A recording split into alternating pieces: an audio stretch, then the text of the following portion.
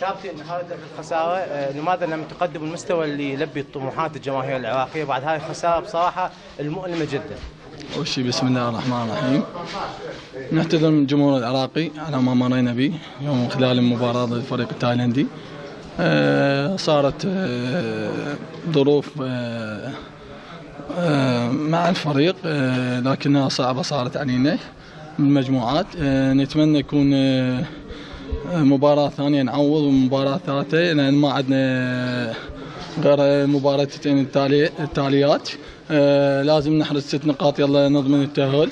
صارت احنا كلاعبين وكادر التدريب صارت علينا كل الصعبة، لأن ضد المنتخب التايلندي حصلنا على خسارة. يعني هي لازم المباراة الأولى تكون مهمة، إن كأول مباراة بالمجموعة.